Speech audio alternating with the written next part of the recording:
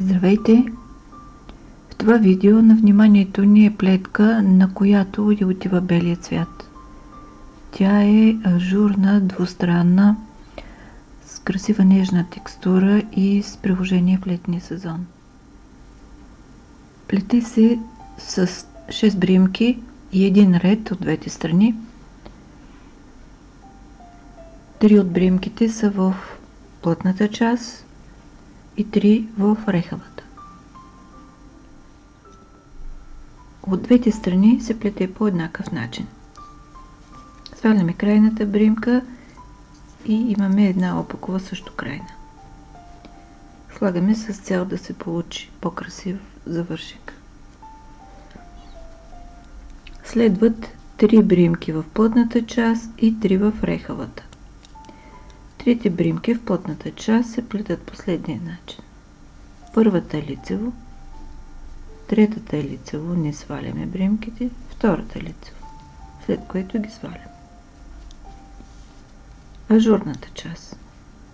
Сваляме първата като лицева, след което правим наметка. Следващите две изплитаме лицево за предната стена. Следва плътна част. Една лицева, втора, трета. Сваляме първата наметка, две заедно за предната стена. Плътна част. Първата лицева, третата лицево, втората лицево. Ажурна част. Сваляме като лицева, правим наметка, изплитаме две лицево за предната стена. Плътна част.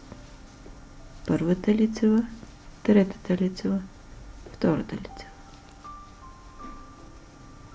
И накрая две бримки за завършек. Плетем така през цялото време от двете страни и получаваме тази нежна плетка, много подходяща за летни дрехи, шалове, жилетки, наметки. Идеална е и за плажни аксесуари, защото е лека, въздушна, полупрозрачна, двулицева и горещо ви я препоръчвам. Благодаря ви, че бяхме заедно. Ако харесвате това видео, натиснете бутон лайк. Абонирайте се за канала и за известията, за да гледате всички мои видеа.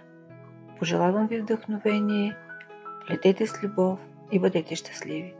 До скоро!